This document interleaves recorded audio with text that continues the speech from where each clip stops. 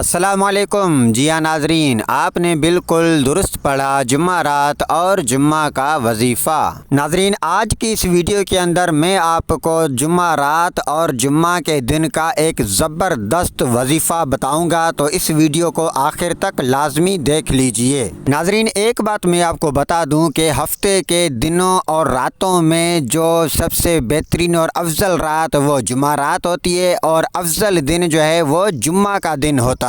تو اس جمعہ رات اور جمعہ کے دن جو وظیفہ کیا جاتا ہے، عموماً اس میں زیادہ تاثیر ہوتی ہے۔ ناظرین، ابھی جو میں آپ کو وظیفہ بتاؤں گا، یہ جمعہ رات اور جمعہ کے دن پڑھیں، پھر اس کے کمالات دیکھیں۔ اگر کوئی غریب اس وظیفے کو پڑھے گا تو وہ مالدار ہو جائے گا۔ اگر کسی کا کوئی کاروبار ہے یا کوئی سا بھی بزنس ہے تو وہ اس وظیفے کو پڑھے، انشاءاللہ اس کا وہ کاروبار، وہ بزنس اور زیادہ بڑھے گا۔ آج کل کے اس مہنگائی کے دنوں میں ہر کوئی پریشان ہے، تو جو اس وظیفے کو پڑھے گا انشاءاللہ اس کے مال میں اضافہ ہوگا، اللہ کی مدد شامل حال رہے گی۔ اللہ نہ کرے اگر کوئی کسی مصیبت میں یا کسی مشکل میں پھنسا ہوا ہے اور کوئی مشکل سے نکلنے کے ظاہری اسباب نظر نہیں آ رہے، تو وہ اس وظیفے کو کرے، انشاءاللہ مصیبت دور ہوگی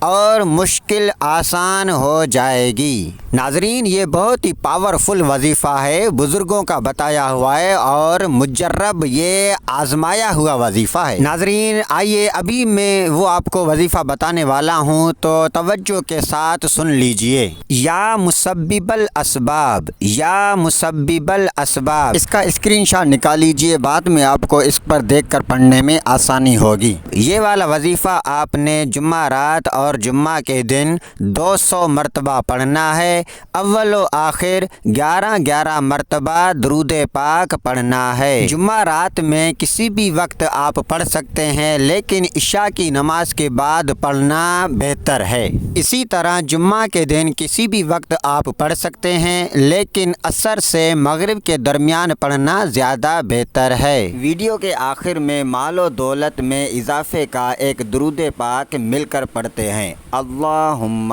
صلی علی محمد عبدک و رسولک و علی المؤمنین والمؤمنات والمسلمین والمسلمات۔ تو ناظرین، یقیناً یہ ویڈیو آپ کو پسند آئی ہوگی، تو اس کو لائک بھی کر دیجئے اور ایک اچھا سا پیارا سا کمنٹ کر کے ہماری حوصلہ افزائی فرما دیجئے۔ Thanks for watching.